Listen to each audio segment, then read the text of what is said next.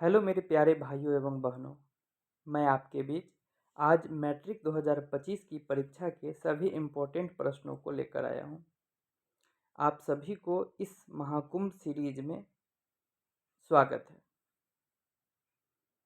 ठीक है, चलते हैं आज के पहले प्रश्न की ओर। आज का पहला प्रश्न है, रक्त एवं लौह की नीति का अवलंबन किसने किया था?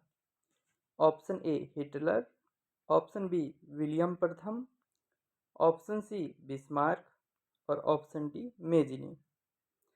तो इस प्रश्न का सही आंसर हो जाएगा ऑप्शन नंबर सी बिस्मार्क। ठीक है, आप लोग इस वीडियो को पूरा देखिएगा और यदि यह वीडियो आप लोगों को यूजफुल लगे तो आप लोग इस चैनल को सब्सक्राइब और ज़्यादा से ज़्यादा शेयर कीजिएगा। ठीक है, चलते हैं अगले प्रश्न पर। यूरोप वासियों के लिए किस देश का साहित्य एवं ज्ञान प्रेरणा स्रोत रहा है? Option A Turki, option B England, option C Germany, option D यूनान। इस प्रश्न का सही आंसर हो जाएगा ऑप्शन नंबर डी यूनान। ठीक है, चलते हैं अगले प्रश्न पर। आज का अगला प्रश्न है, फ्रैंकफर्ट की संधि कब हुई थी? ऑप्शन ए 1871 ईस्वी, ऑप्शन बी 1870 ईस्वी, ऑप्शन सी 1866 ईस्वी और ऑप्शन डी 1864 ईस्वी। तो इसका सही आंसर हो जाएगा ऑप्शन नंबर ए 1871 ईस्वी। फ्रैंकफर्ट की संधि कब हुई थी? तो 1871 ईस्वी में हुई थी। यह बहुत ही इंपॉर्टेंट प्रश्न है, कई बार भी यह प्रश्न पूछा जा चुका है। चलते हैं अगले प्रश्न पर। किस युद्ध के बाद जर्मनी का एकीकरण पूरा हुआ था? ऑप्शन ए पर्सा डेनमार्क युद्ध, ऑप्शन बी सेडान का युद्ध, ऑप्शन सी सेडोवा का युद्ध और ऑप्शन डी क्रीमिया का युद्ध। तो इस प्रश्न का सही आंसर हो जाएगा ऑप्शन नंबर बी सेडोन का युद्ध। ठीक है, चलते हैं अगले प्रश्न पर। यंग यूरोप की स्थापना किसने की थी? ऑप्शन ए काबूर ने, ऑप्शन बी बिस्मार्क ने, ऑप्शन सी मेजिनी ने, ऑप्शन डी गैरीबाल्डी ने। तो इस प्रश्न का सही आंसर हो जाएगा ऑप्शन नंबर सी मेजिनी ने। ठीक है, यंग यूरोप नामक संस्था की स्थापना मेजनी जी के द्वारा किया गया था। ठीक है, चलते हैं अगले प्रश्न पर।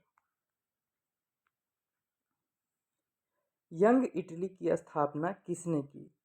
ऑप्शन ए गैरीबाल्डी ने, ऑप्शन बी मेजनी ने, ऑप्शन सी बिस्मार्क ने, ऑप्शन डी काबूर ने। तो इस प्रश्न का सही आंसर हो जाएगा ऑप्शन नंबर बी मेजनी ने। ठीक है, ऑप्शन बी मेजनी इस प्रश्न का सही आंसर है। चलते हैं अगले प्रश्न पर।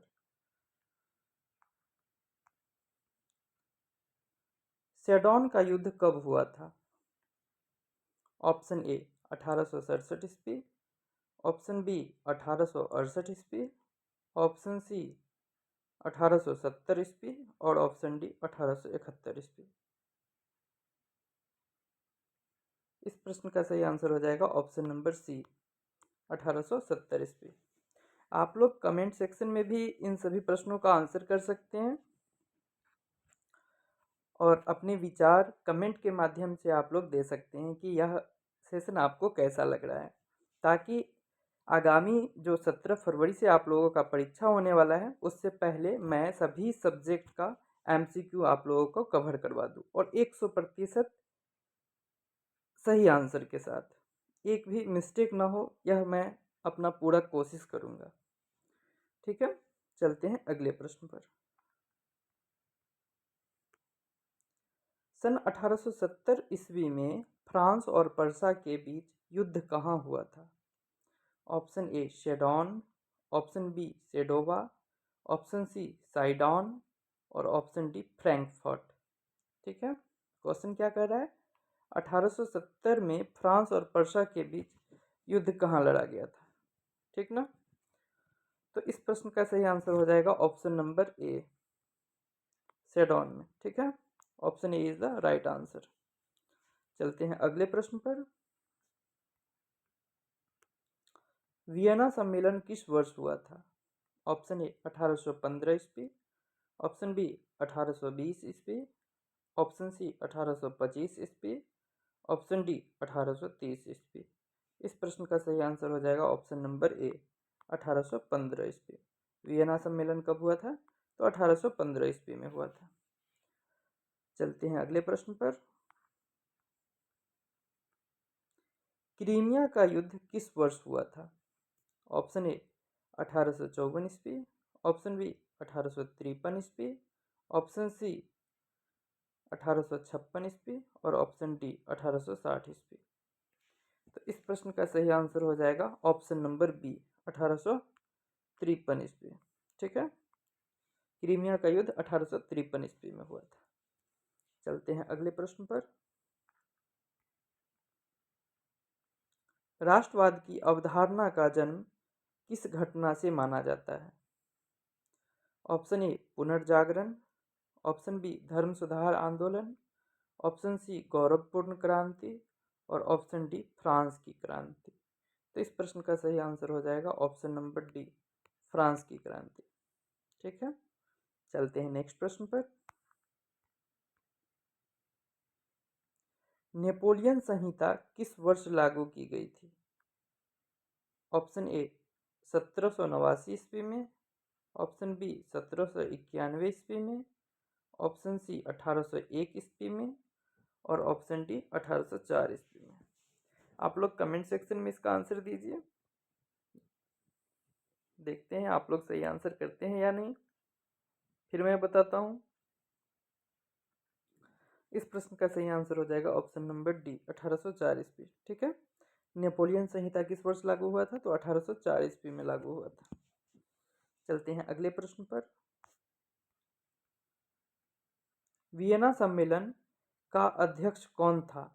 Option A Napoleon Bonaparte, option B Louis 18वां, ऑप्शन सी चार्ल्स एल्बर्ट और ऑप्शन डी मेटरनिक।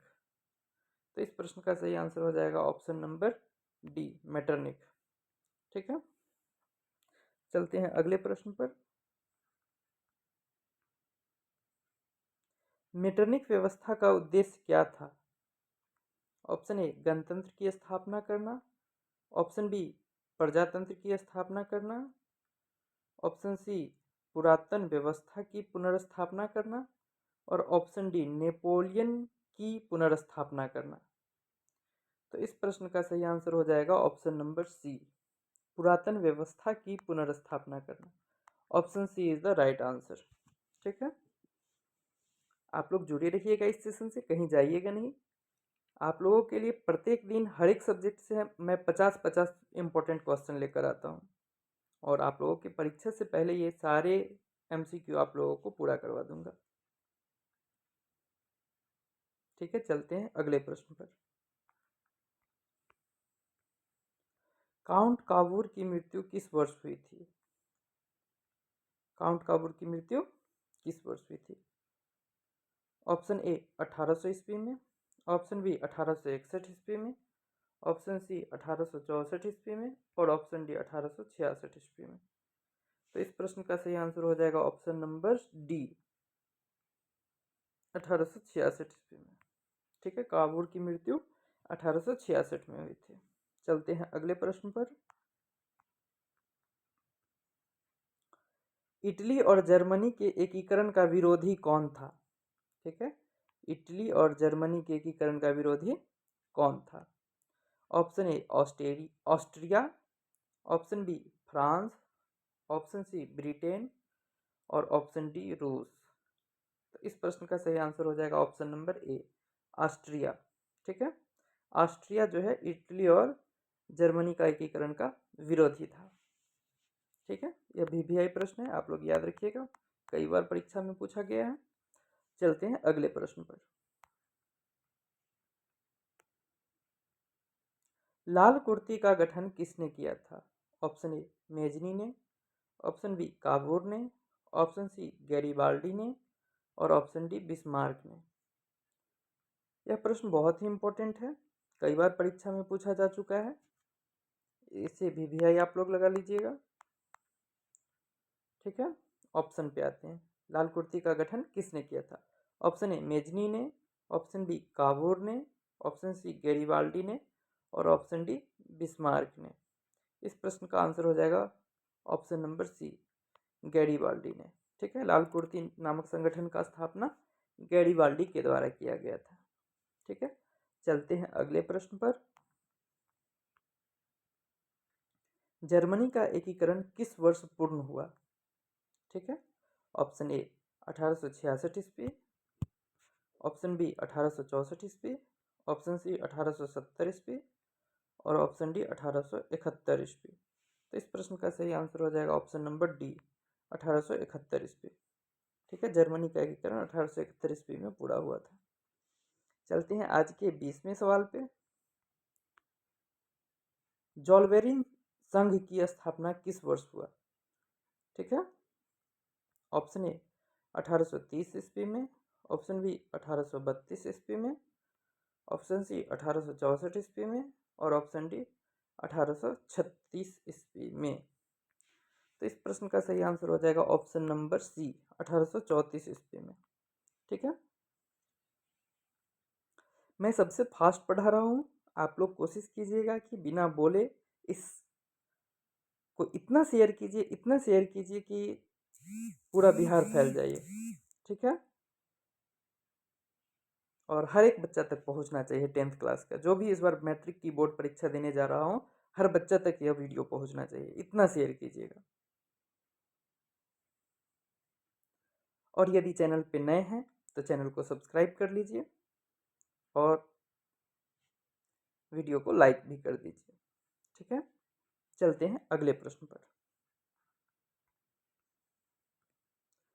गॉस्टीन की संधि किस वर्ष हुई? ऑप्शन ए 1864 ईस्वी, ऑप्शन बी 1865 ईस्वी, ऑप्शन सी 1866 ईस्वी, ऑप्शन डी 1870 ईस्वी। तो इस प्रश्न का सही आंसर हो जाएगा ऑप्शन नंबर बी, 1865 ईस्वी। ठीक है, चलते हैं अगले प्रश्न पर। आज का अगला प्रश्न है, यूरोपीय सभ्यता का पालना किसे कहा जाता था?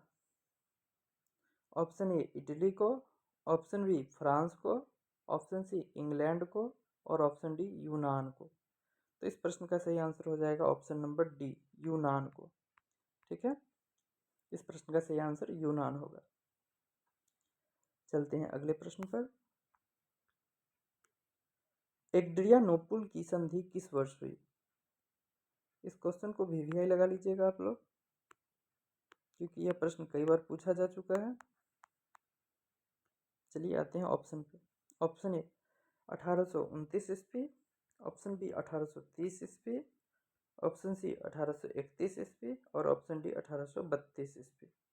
इस प्रश्न का सही आंसर हो जाएगा ऑप्शन नंबर ए, 1829 ईस्वी। एड्रियानोपुल की संधि 1829 ईस्वी में हुआ था। चलते हैं अगले प्रश्न पर। सेडोन का युद्ध किनके बीच हुआ था? ऑप्शन ए ऑस्ट्रिया और पर्सा के बीच, ऑप्शन बी पर्सा और डेनमार्क के बीच, ऑप्शन सी इटली और रोम के बीच और ऑप्शन डी फ्रांस और पर्सा के बीच। इस प्रश्न का सही आंसर हो जाएगा ऑप्शन नंबर डी, फ्रांस और पर्सा के बीच।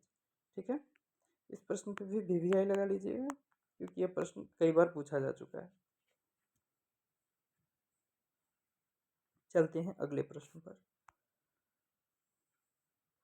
किस वर्ष यूनान को एक स्वतंत्र राष्ट्र घोषित किया गया? Option A 1830, option B 1832, option C 1834, option D 1836। इस प्रश्न का सही आंसर हो जाएगा ऑप्शन नंबर डी, 1836 ईस्वी। ठीक है, चलते हैं अगले प्रश्न पर। किस संधि द्वारा जर्मनी का एकीकरण पूरा हुआ? ठीक है, यह भी क्वेश्चन वीवीआई है, इस पे वीवीआई लगा लीजिएगा। ऑप्शन ए डेनमार्क की संधि, ऑप्शन बी गैस्टीन की संधि, ऑप्शन सी प्राग की संधि और ऑप्शन डी फ्रैंकफर्ट की संधि। इस प्रश्न का सही आंसर हो जाएगा ऑप्शन नंबर डी, फ्रैंकफर्ट की संधि। जर्मनी का एकीकरण पूरा हुआ था फ्रैंकफर्ट की संधि के द्वारा। चलते हैं अगले प्रश्न पर।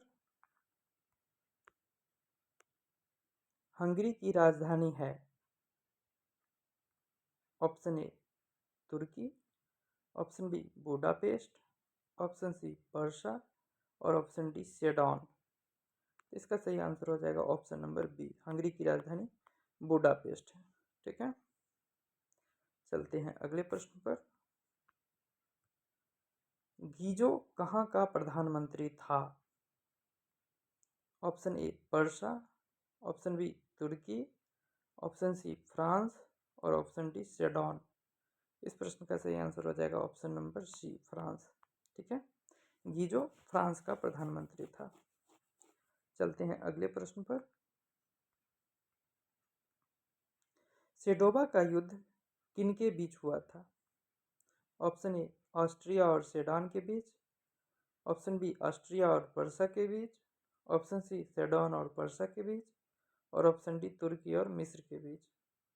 यहाँ पे सेडॉन लिखा हुआ है। ठीक है, यहाँ पे सेडॉन लिखा हुआ है, यहाँ सीडॉन सीडॉन हर जगह टाइप हो गया है मिस्टेक से, इसे आप लोग सेडॉन समझिएगा। ठीक है, तो इस प्रश्न का सही आंसर हो जाएगा ऑप्शन नंबर बी, ऑस्ट्रिया और पर्सा के बीच। सेडोवा का युद्ध किनके बीच हुआ था? ऑस्ट्रिया और पर्सा के बीच हुआ था। ठीक है, और यह भी बहुत ही इंपॉर्टेंट सवाल है। चलते हैं अगले प्रश्न पर। ओटो को निम्न में से कहाँ का राजा घोषित किया गया? ऑप्शन ए रूस, ऑप्शन बी यूनान, ऑप्शन सी फ्रांस और ऑप्शन डी जर्मनी। ठीक है, इस प्रश्न का सही आंसर हो जाएगा ऑप्शन नंबर सी, फ्रांस। ठीक है, ओटो को फ्रांस का राजा घोषित किया गया था। ठीक है, चलते हैं आज के अगले प्रश्न पर। यंग यूरोप की स्थापना किसने की थी? ऑप्शन ए काबोर ने, ऑप्शन बी मेजनी ने, ऑप्शन सी बिस्मार्क ने और ऑप्शन डी गैरीबाल्डी ने। आप लोग कमेंट बॉक्स में इसका आंसर कीजिए। तब तक मैं थोड़ा पानी पी लेता हूँ, क्योंकि तभी से बोलते बोलते प्यास लग चुकी है।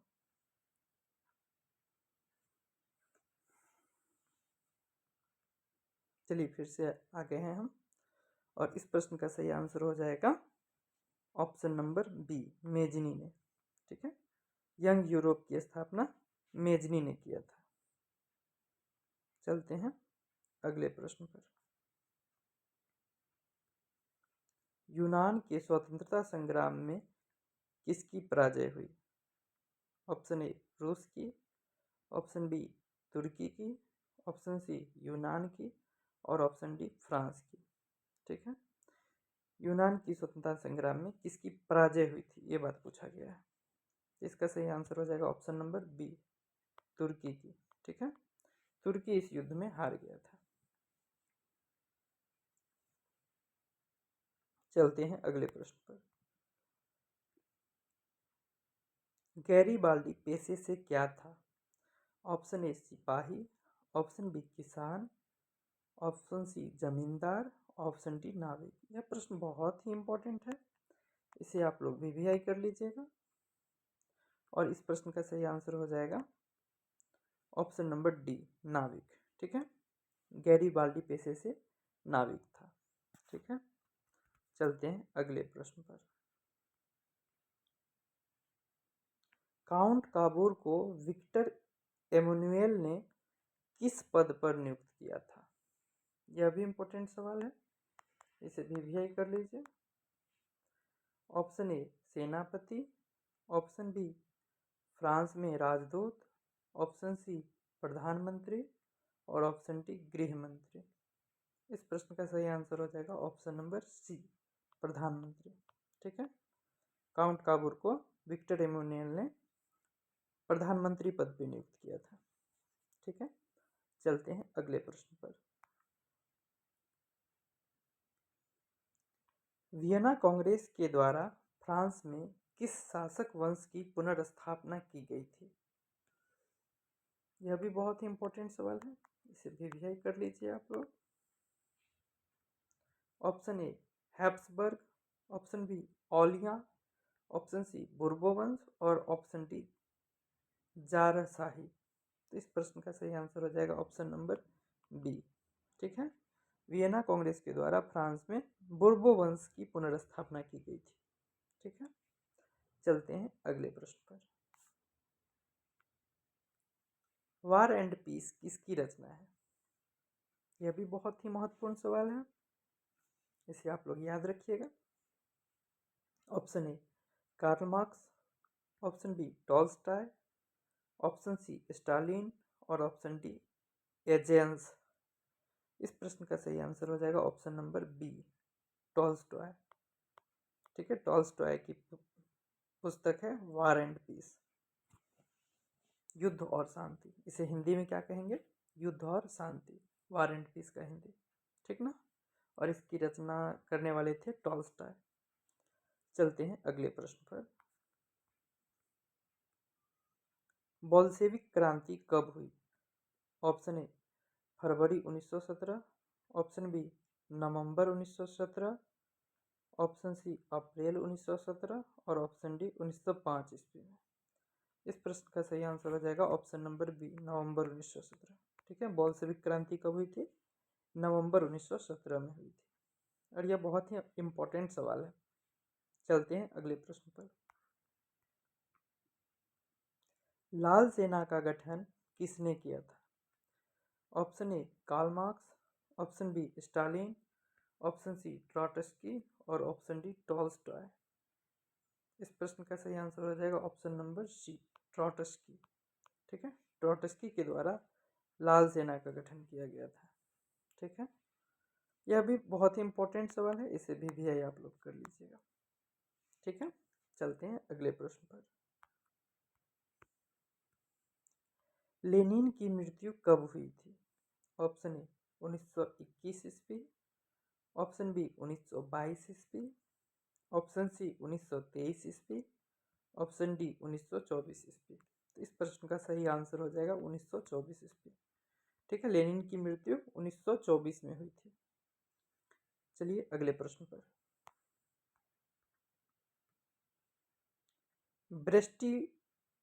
ब्रेस्टलिटोवस्क की संधि किन देशों के बीच हुआ था? ऑप्शन ए रूस और इटली, ऑप्शन बी रूस और फ्रांस, ऑप्शन सी रूस और इंग्लैंड और ऑप्शन डी रूस और जर्मनी। तो इसका सही आंसर हो जाएगा ऑप्शन नंबर डी रूस और जर्मनी के बीच। ठीक ना, ब्रेस्टिलोवस्क की संधि जो है रूस और जर्मनी के बीच हुआ था। चलते हैं अगले प्रश्न पर। अप्रैल थीसिस किसने तैयार किया था? ऑप्शन ए लेनिन ने, ऑप्शन बी ट्रॉट्स्की ने, ऑप्शन सी केरेंस्की ने और ऑप्शन डी स्टालिन ने। ठीक है, क्वेश्चन है अप्रैल थीसिस किसने तैयार किया था? अप्रैल थीसिस, इसका सही आंसर हो जाएगा ऑप्शन नंबर ए लेनिन ने। ठीक है, लेनिन के द्वारा ये तैयार किया गया था, लेनिन के द्वारा तैयार किया गया था। ठीक है, अप्रैल थीसिस किसने तैयार किया था? तो लेनिन ने तैयार किया था। चलते हैं अगले प्रश्न पर। साम्यवादी घोषणा पत्र के लेखक कौन थे? Option A Leo Tolstoy, option B Lenin, option C Saint Simon और ऑप्शन डी कार्ल मार्क्स। तो इस प्रश्न का सही आंसर हो जाएगा option number D Karl Marx. साम्यवादी घोषणा पत्र के लेखक थे कार्ल मार्क्स। ठीक है, चलते हैं अगले प्रश्न पर। प्रथम इंटरनेशनल की बैठक कब हुई थी? कहाँ हुई थी? सॉरी, प्रथम इंटरनेशनल की बैठक कहाँ हुई थी? यहाँ पे कहाँ छूट गया है। ठीक है, आप लोग याद रखिएगा। ऑप्शन ए रूस में, ऑप्शन बी फ्रांस में, ऑप्शन सी जर्मनी में और ऑप्शन डी लंदन में। तो इस प्रश्न का सही आंसर हो जाएगा ऑप्शन नंबर डी लंदन में। ठीक है, प्रथम इंटरनेशनल की बैठक लंदन में हुई थी। चलते हैं अगले प्रश्न पर। रूस में नई आर्थिक नीति की शुरुआत किसने किया? ऑप्शन ए स्टालिन ने, ऑप्शन बी लेनिन ने, ऑप्शन सी केरेंस्की ने और ऑप्शन डी रॉबर्ट ओवन ने। तो इस प्रश्न का सही आंसर हो जाएगा ऑप्शन नंबर बी लेनिन। ठीक है, रूस में नई आर्थिक नीति की शुरुआत लेनिन के द्वारा किया गया था। अगला प्रश्न है, सोवियत संघ का विघटन कब हुआ? ऑप्शन ए दिसंबर 1991 ईस्वी में, ऑप्शन बी फरवरी 1990 में, ऑप्शन सी मार्च 1995 ईस्वी में और ऑप्शन डी मई 1991 ईस्वी में।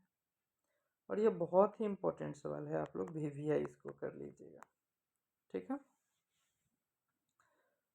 इसका सही आंसर हो जाएगा ऑप्शन नंबर ए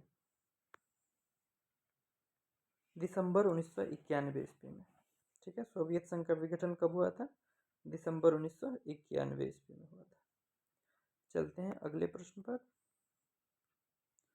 बोल्शेविक क्रांति का नेतृत्व किसने किया था? बहुत ही अच्छा प्रश्न है ये। बोल्शेविक क्रांति का नेतृत्व किसने किया था? ऑप्शन ए स्टालिन ने, ऑप्शन बी केरेंस्की ने, ऑप्शन सी ट्रॉट्स्की ने और ऑप्शन डी लेनिन ने। तो इस प्रश्न का सही आंसर हो जाएगा ऑप्शन नंबर डी लेनिन ने। ठीक है, चलिए अगले प्रश्न पर। दास कैपिटल किसकी रचना है? Option A Karl Marx, option B Lenin, option C Bismarck और ऑप्शन डी गांधी जी। तो जैसा कि आप लोग जानते हैं कि दास कैपिटल किसकी रचना है? कार्ल मार्क्स की रचना है। ठीक है, चलिए अगले प्रश्न पर। मजदूर दिवस कब मनाया जाता है? ऑप्शन ए 1 मई, ऑप्शन बी 5 जून, ऑप्शन सी 5 सितंबर और ऑप्शन डी 16 दिसंबर। तो इस प्रश्न का सही आंसर हो जाएगा ऑप्शन नंबर ए 1 मई। मजदूर दिवस 1 मई को मनाया जाता है। ठीक है, चलिए अगले प्रश्न पर।